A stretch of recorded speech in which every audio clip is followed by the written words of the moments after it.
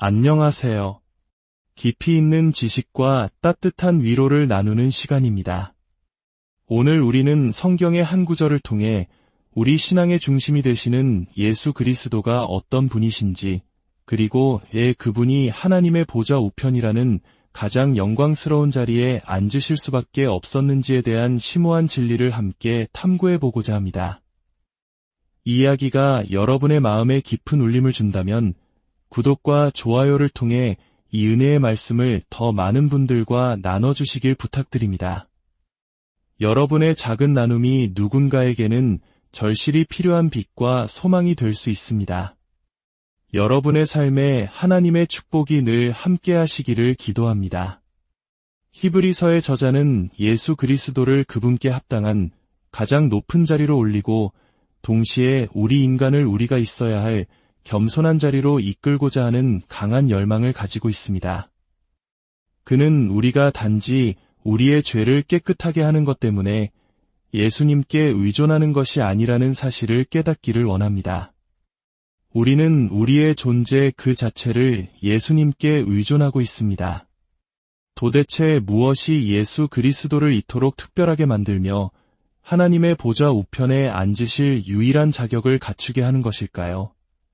오늘 우리가 함께 묵상할 히브리서 1장 3절은 너무나 강력하고 풍성하며 깊은 의미를 담고 있어서 사실 이 한 구절만으로도 여러 번에 걸쳐 이야기해야 할 정도입니다. 하지만 오늘은 그 핵심적인 내용을 중심으로 살펴보겠습니다. 히브리서 저자가 이 3절을 기록했을 때 그는 아주 특별한 문장 구조를 사용했습니다. 영어 번역본이나 다른 언어의 성경에서는 그 느낌을 온전히 파악하기 어려울 수 있지만 원문에서는 이 긴 구절이 사실상 하나의 핵심 문장을 중심으로 구성되어 있습니다. 그 문장의 핵심은 바로 그가 앉으셨다입니다. 그리스도, 즉 그가 주어이고 앉으셨다가 동사입니다. 그는 위엄의 보좌 우편에 앉으셨느니라, 이것이 이 구절의 뼈대입니다. 그리고 나머지 모든 아름답고 심오한 표현들은 바로 이 앉으심이 얼마나 합당하고 필연적인 사건인지를 설명하는 역할을 합니다. 마치 이런 식으로 읽을 수 있습니다. 하나님의 영광의 광채이신 그분께서 위엄의 보좌 우편에 앉으셨습니다. 하나님 본체의 정확한 형상이신 그분께서 위엄의 보좌 우편에 앉으셨습니다. 그의 능력의 말씀으로 만물을 붙들고 계신 그분께서 위엄의 보좌 우편에 앉으셨습니다. 죄를 정결하게 하는 일을 마치신 그분께서 위엄의 보좌 우편에 앉으셨습니다. 이것이 바로 저자가 강조하고자 하는 핵심입니다. 그리스도께서 죽으시고 장사되시고 부활하시어 오늘날 모든 원수가 그 발 아래 굴복할 때까지 앉아 계시는 하나님의 보좌 우편에 오르신 것은 바로 이 구절에 담긴 4가지 놀라운 사실 때문에 너무나도 마땅하고 당연한 일이라는 것입니다. 그렇다면 이제 그를 그토록 영광스러운 자리에 앉게 한 이유들을 하나씩 살펴보겠습니다. 첫 번째, 그분은 우리의 죄를 정결하게 하셨습니다. 죄를 정결하게 하는 일을 하시고 높은 곳에 계신 지극히 크신 이의 우편에 앉으셨느니라. 십자가 위에서 우리의 죄를 깨끗하게 하신 사건과 하나님 아버지의 보좌 우편에 앉으신 사건 사이에는 어떤 연결고리가 있을까요? 히브리서 10장 12절에서 14절은 이 관계를 더욱 명확하게 설명해 줍니다. 오직 그리스도는 죄를 위하여 한 영원한 제사를 드리시고 하나님 우편에 앉으사 그가 거룩하게 된 자들을 한 번의 제사로 영원히 온전하게 하셨느니라. 이 말씀의 의미는 이것입니다. 그리스도께서 하나님 보좌 우편에 앉아 그의 모든 원수가 굴복하기를 기다리실 수 있는 이유는 그분이 십자가 위에서 자신을 제물로 드림으로써 완벽한 구속 사역을 이루셨기 때문입니다. 그분은 단 한 번의 제사로 거룩해져가는 모든 성도들을 영원히 온전하게 만드셨습니다. 이것은 우리에게 엄청나게 영광스러운 소식입니다. 사랑하는 성도 여러분, 이것은 우리가 더 이상 손톱으로 아슬아슬하게 절벽을 기어오르며 하나님, 제가 구원받기에 충분히 잘했나요? 라고 묻는 것과 같은 신앙생활을 하지 않아도 된다는 뜻입니다. 우리의 구원은 이미 완성되었습니다.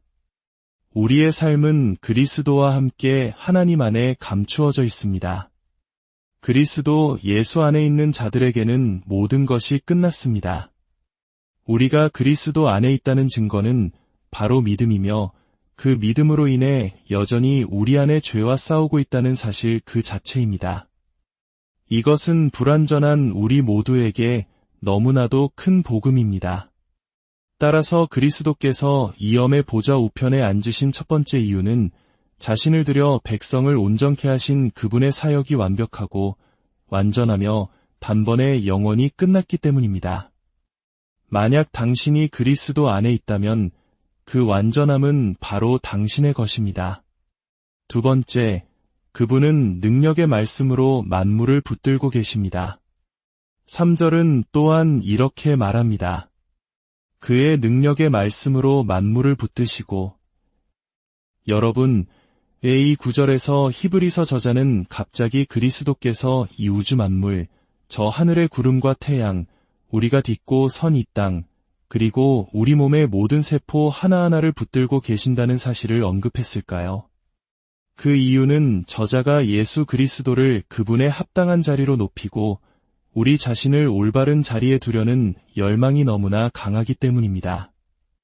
그는 우리가 단지 죄의 용서만을 위해 예수님께 의존하는 것이 아니라는 사실을 깨닫기를 원합니다.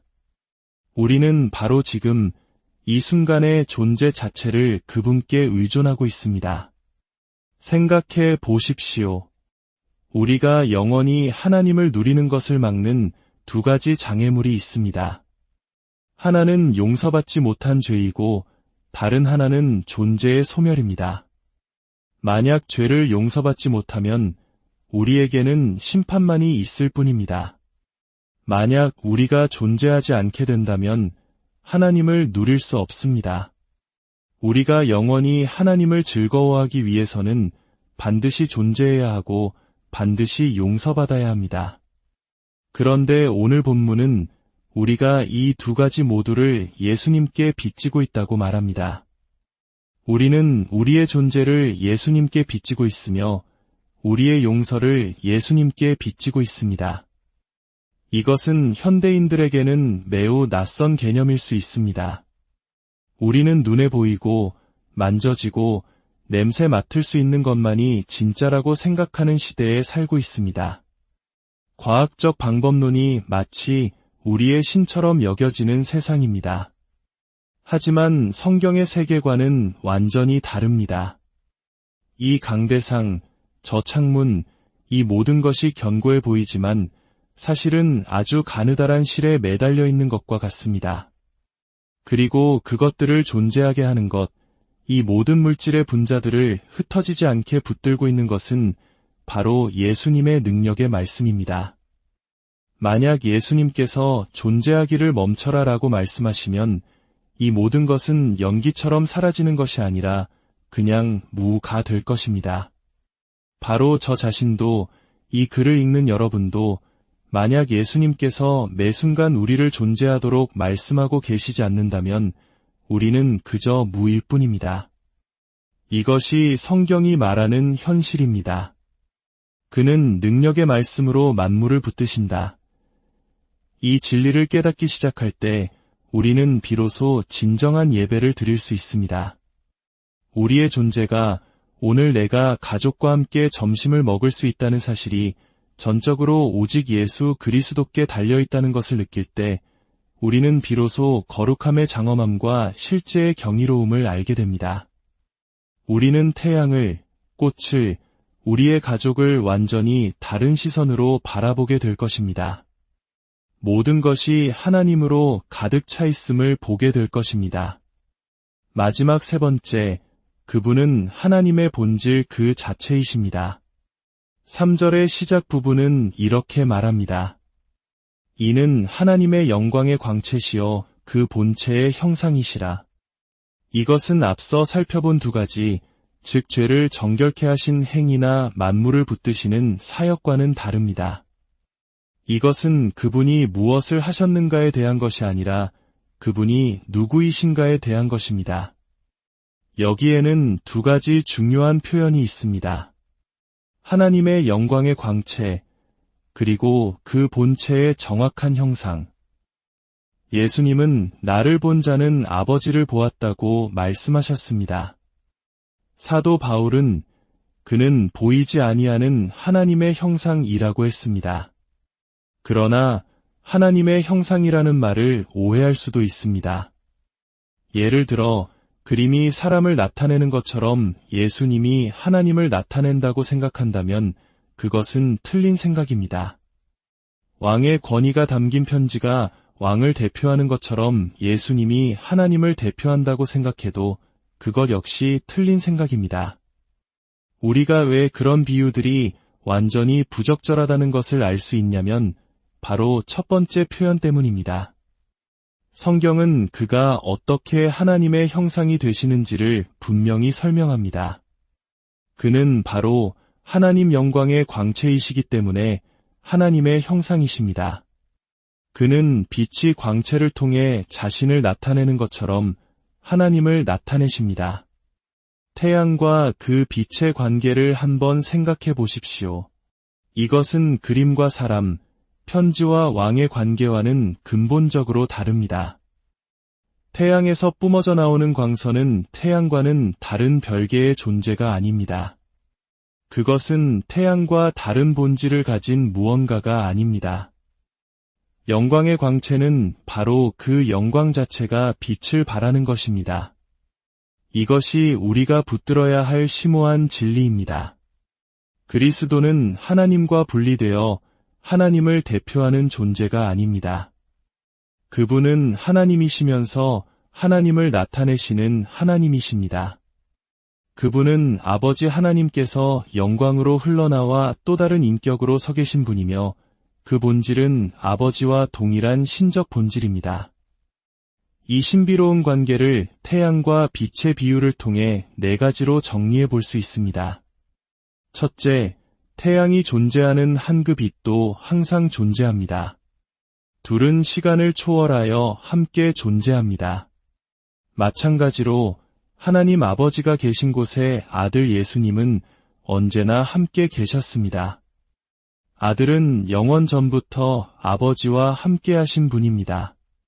둘째, 이 광채는 영광 자체가 빛을 발하는 것입니다. 본질적으로 다른 것이 아닙니다. 아들 하나님은 본성상 또 다른 존재가 아니라 하나님 자신입니다. 셋째, 그는 창조되거나 만들어지지 않았습니다. 옛 신조가 말하듯이 그는 낳으신 바 되었고 만들어지지 않았습니다. 사람은 사람을 낳고 개는 강아지를 낳으며 고양이는 새끼 고양이를 낳습니다. 그리고 하나님은 하나님을 낳으십니다. 넷째, 우리는 빛의 광선을 통해서만 빛의 근원인 태양을 볼 수 있습니다.